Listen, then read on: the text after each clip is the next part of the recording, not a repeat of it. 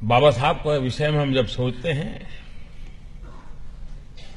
हम में से बहुत कम लोगों को मालूम होगा कि बाबा साहब को मंत्रिपरिषद से इस्तीफा देने की नौबत क्यों आई।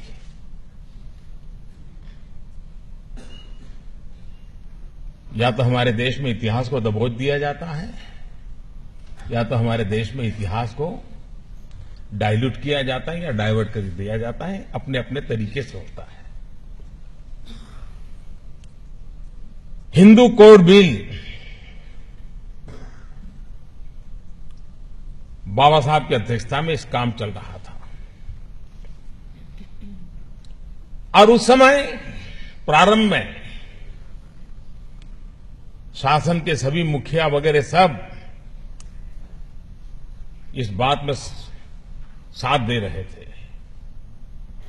लेकिन जब हिंदू कोड बिल पार्लियामेंट में आने की नौबत आई और महिलाओं को उसमें अधिकार देने का विषय जो था, संपत्ति में अधिकार, परिवार में अधिकार, महिलाओं को इक्वल राइट देने की व्यवस्था थी उसमें, क्योंकि बाबा साहब आंबेडकर किसी को भी वंचित, पीड़ित, शोषित देख ही नहीं सकते थे।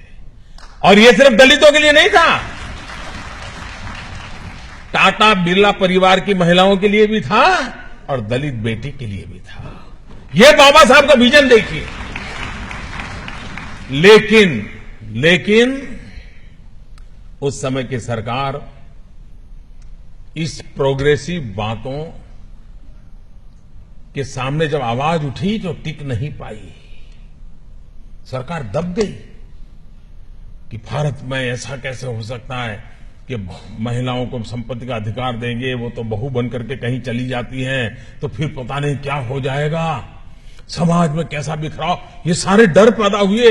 50 प्रकार के लोगों ने अपना भय व्यक्त किया।